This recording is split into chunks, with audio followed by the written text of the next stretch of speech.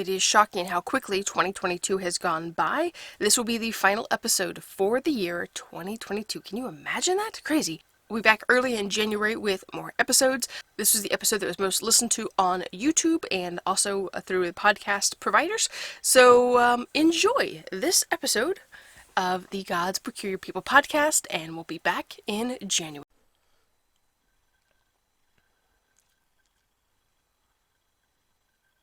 Today's verse of the week is found in John 20, verse 21.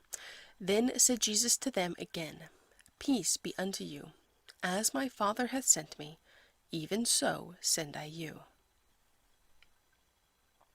Margaret Clarkson was a gifted natural writer. She published hundreds of poems, articles, songs, and sketches, as well as 17 books, which have been translated into several languages. Yet today few know her name. There is very little written about her online, and what you do find generally revolves around one hymn she wrote. It was a hymn she wrote while teaching far from home. Here's what she says about the inspiration for the hymn, So Send I You. In 1935, teaching jobs were so scarce that I had to take my first job as a teacher in a lumber camp some 1,400 miles from home, out in the Rainy River district of northwestern Ontario. From there, I moved to the gold mining camp of Kirkland Lake, 450 miles north of Toronto. In all, I spent 7 years in the north. I experienced loneliness of every kind, mental, cultural, but particularly spiritual, for in all of those 7 years, I never found real Christian fellowship. Churches were modern, born-again Christians almost non-existent. I was studying the Word one night and meditating on the loneliness of my situation, and it came to my mind to read John 20 and the words, So send I you. Because of a physical disability, I knew that I could never go to the mission field, but God seemed to tell me that one night that this was my mission field. This was where He had sent me. I was then 23, in my third year of teaching. I had written and published verse all of my life, so it was natural to put my thoughts into verse. The physical disability that hindered Margaret from going to the mission field was a problem that plagued her throughout her life. She was bedbound with juvenile arthritis when she was 3 and often suffered migraines. Another arthritic attack happened at age 12, which settled in her arm, leaving her wrist and hand swollen and partially crippled for several years. It seems she also had a slight malformation in her lower spine, which required surgery later in life. She would continue to battle arthritis throughout her life, which spread rapidly, attacking almost all her joints and eventually forcing her into early retirement. Yet she continued to pen hymns and books to point others to the Savior. Let's look now at the words of the hymn she penned while alone in the Canadian gold mining camp, So Send I You. So send I you to labor unrewarded, to serve unpaid, unloved, unsought, unknown, to bear rebuke, to suffer scorn and scoffing. So send I you to toil for me alone. So send I you to bind the bruised and broken, or wandering souls to work, to weep, to wake, to bear the burdens of a world aweary.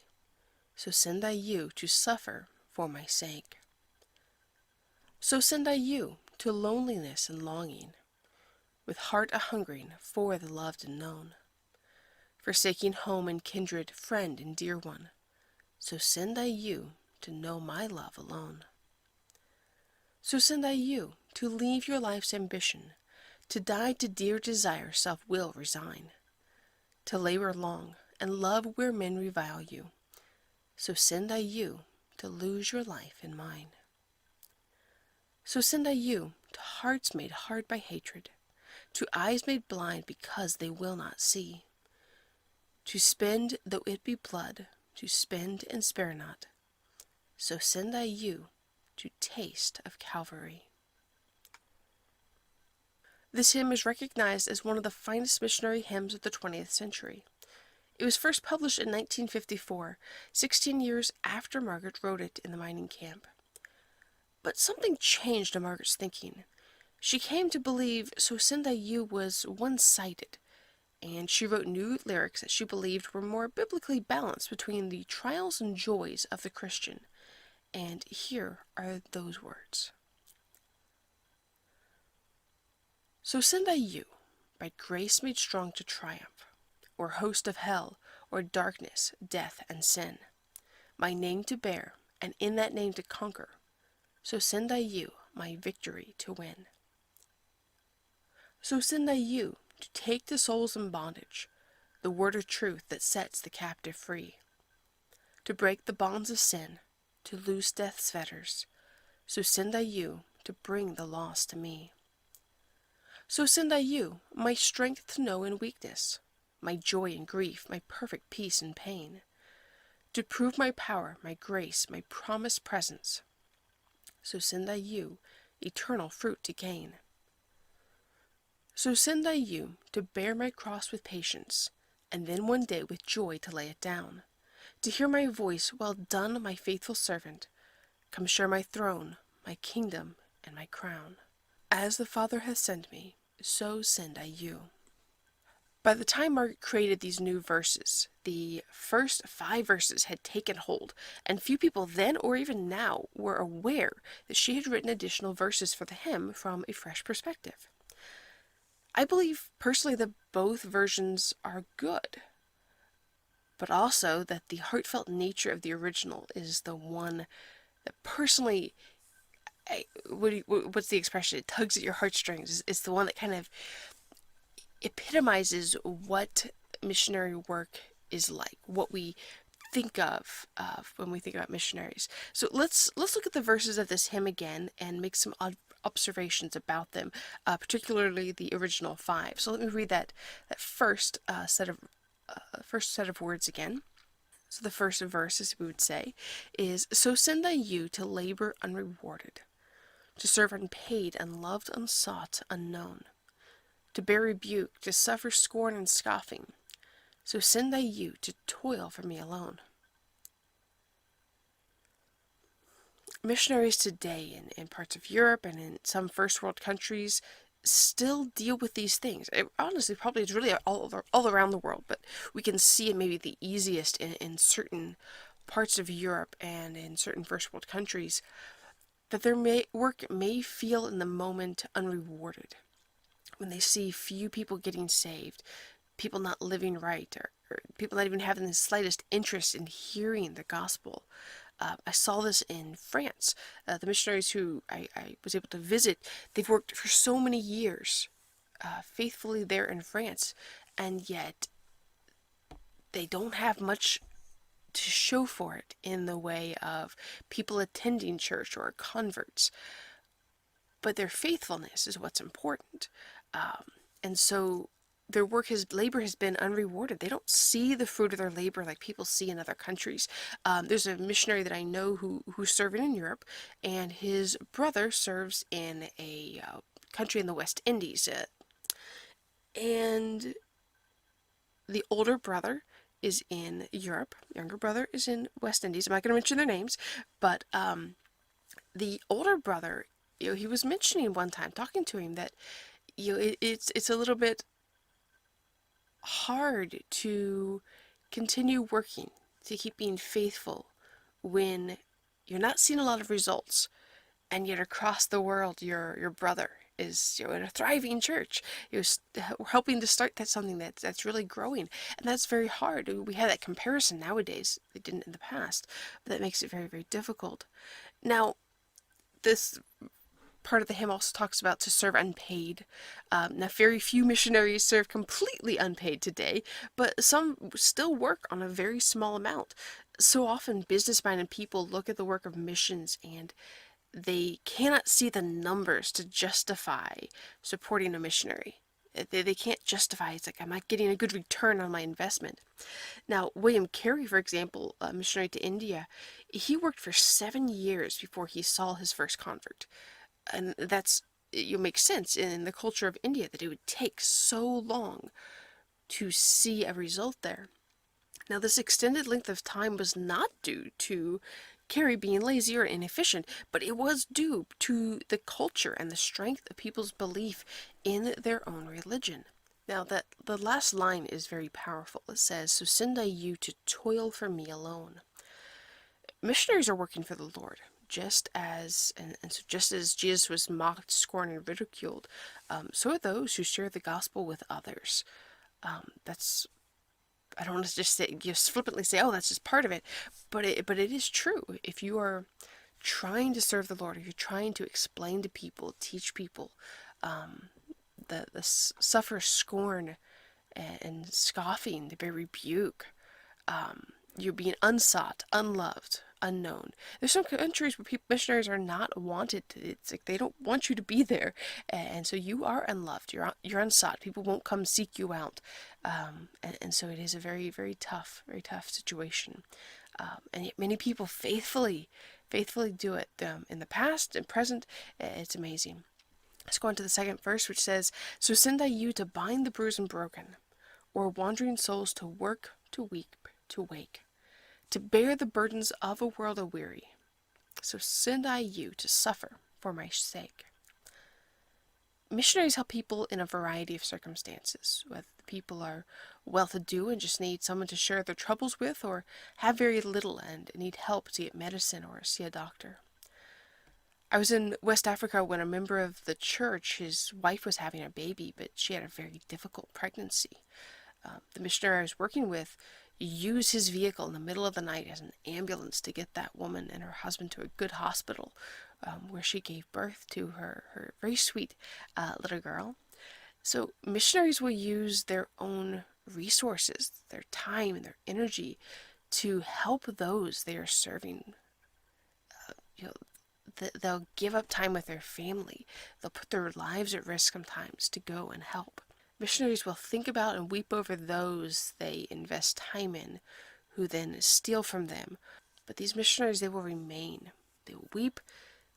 They would wonder what they could do differently, but they will continue to suffer those betrayals for Jesus' sake.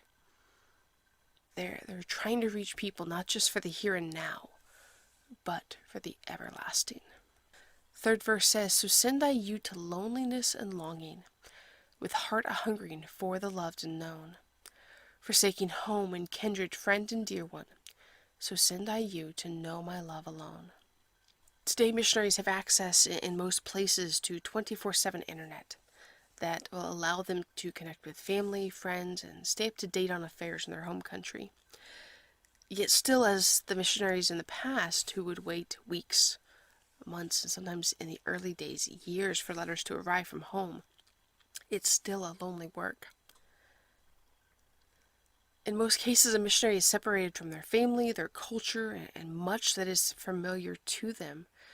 So in addition to trying to share the gospel, they are adapting to life in a country that is very different from their own.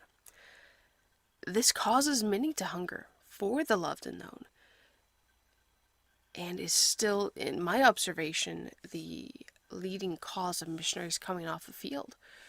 You know, having to deal with something that's different, being away from family, cultural differences. Sometimes the idea of being a missionary and the reality of what that will be like cannot be grasped until you are in the midst. When you go on a survey trip and know in the back of your mind that this is only for a week, 2 weeks, or a month, you can push through and deal with the situation, deal with the culture, the way of life, the differences. But once you land with all your worldly possessions and realize that you were there for, most mission terms now were 2 to 5 years, then reality sinks in, and that hunger for the loved and known begins to kick in. It's our flesh being like, "Hey, don't you want to be comfortable? Don't you want to go back to where things are better?" And that is something that missionaries have to deal with. So verse 4 says, "So send I you to leave your life's ambitions, to die to dear desires self-will resign, to labor long and love where men revile you. So send I you to lose your life and mind." From a child who dream of what we will be when we grow up, we have ambitions, desires that we want to pursue. Yet God asks all of us, not just missionaries, to leave our life's ambitions, to die to dear desire and self-will resign. He asks us to labor long and to even love when people revile us. And this is for all Christians, so that we can lose our lives in His. Luke 9:23 says, "If any man will come after me, let him deny himself and take up his cross daily and follow me." This verse of the song is very easy to just pin it on the missionaries. Oh, that's something a missionary has to go do. But no, this is for all of us. Many times we will get to do what we desire. Our ambitions will help to further the gospel. But there may be times when there's things that we need to deny ourselves, to give up, in order to follow Christ, to take up His cross daily and follow Him. All right, now the last verse says, "So send I you to hearts made hard by hatred, to eyes made blind because they will not see, to spend though it be blood, to spend and spare not. So send I you to taste of Calvary." When I read this verse, I instantly think of people like Jim Elliot, Nate Saint, Roger Youderian, Ed McCully, and Pete Fleming, who died in Ecuador. I also think about John and Betty Stam in China, and more recently, Charles Wesco in Cameroon. People who were willing to go to the mission field, and for one way or the other, whether through tribal fear, outright persecution, or just being in what we would say is the wrong place at the wrong time, lost their lives on the mission field. And this is just a handful of people who spent, though it be blood, they spent and spared not. Thinking specifically of Jim Elliot and his friends, they died trying to reach the unreached in Ecuador. They were willing to give their lives to reach these people. Regardless of the region of the world, missionaries go to those whose hearts are made hard by hatred of religion, hatred of a missionary's nationality, and just hatred in general. And there are eyes who are blind to the gospel because they choose not to see. They refuse to see the truth. And all of this is about a taste of Calvary.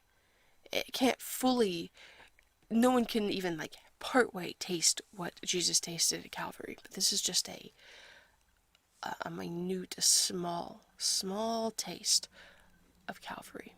Being willing to give your life for others. Whenever I read this hymn, missionary names, missionary stories, they just pop up in my mind. Reading about things they dealt with, all of the trials and the struggles are summed up so neatly in this hymn. A few years back, I was able to spend time in West Africa, and I wrote the words to two different hymns in my Bible. One was "Anywhere with Jesus," and the other were the words to "So Send I You." And occasionally while I was there, I would read the words to these hymns and think about their meaning, not only for myself, but for all missionaries. When I was in West Africa, the country I was in, there were cell towers, but very few. Once a week or so, I could visit the office of a gold mining company. So yes, like Margaret Clarkson, I lived in a gold mining town, and you could connect to the internet. And for me, it was a luxury I always appreciated, the ability to connect with family via phone or internet. But when I think about Mary Slessor, William Carey, David Livingstone, Hudson Taylor, all of these different missionaries, they had people all around them they could communicate with. But their extended family, many of their friends, were far away, with letters being the only means of communication. And at the time, the mail was only as fast as the ships that could sail between continents. So this would also require one to write letters. You had to be willing to write letters for letters to be sent. You couldn't just pick up a phone and just chat. Some people prefer verbal communication over written communication. So if you weren't the best written communicator, you might not hear a lot from people. They might not respond. They might not send letters. So I think of David Livingstone. At one point in his life, he either stopped writing letters or simply his letters were getting lost, which resulted in the journalist Henry Stanley being sent into the heart of Africa to find out whether the explorer missionary doctor was still alive. Those famous words, Dr. Livingston, I presume. And so people didn't know. If something happened, people didn't know. Modern missions, we have so many conveniences. I wouldn't say that it makes things easier. I wouldn't say it makes things easy. It makes things easier, but it doesn't make things easy. It's a blessing, but it can also be a curse, you might say, because David Livingstone didn't know what was happening back at home. He was able to focus fully on what was happening around him. I'm sure he thought about his kids at some point, at some points, thought about them, what's happening, what's going on, but for the most part, he, like Mary Slessor, they were very focused on what was happening there and the work that they were doing. I'm not saying the missionaries today should cut off all communication with the outside world. Don't talk to anyone, just focus on your work.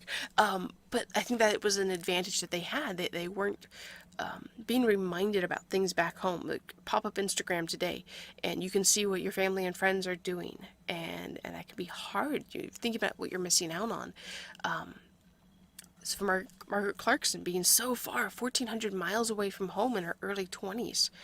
That had to be very, very hard for her, so you can understand I don't want to necessarily say pain, but I guess the pain, the sorrow, the discouragement that comes in the words of this hymn. So take the time. There's so much to this hymn. There's so many good words. You go and read through the second version as well, the new words that she wrote.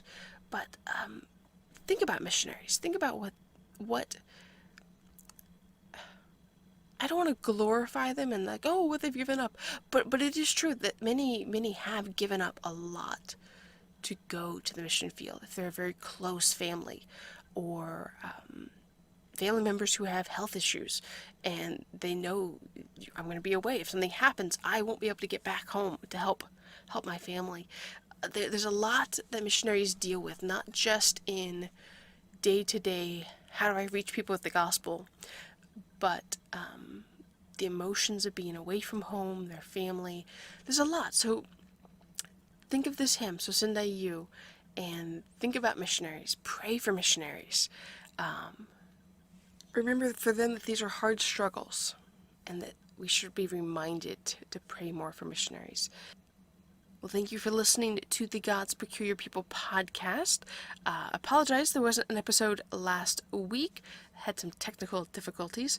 Hoping to keep things going. Have a plan for the summer that kind of came to me. So we'll talk about that in next week's episode, what the plan is for the summer. It will involve talking more about Mary Slessor. I think you'll find it interesting. Hopefully you'll find it interesting. I'm very excited about it, so hopefully it will work out well. But I will have a question for you next week, so make sure you're listening, and we'll talk about that more next time. But thank you for listening to the podcast. If you really enjoyed, if you'd leave a review or share it with others, that would be awesome, and I would greatly appreciate it. Have a wonderful day, and I'll talk to you next time on the God's Peculiar People podcast.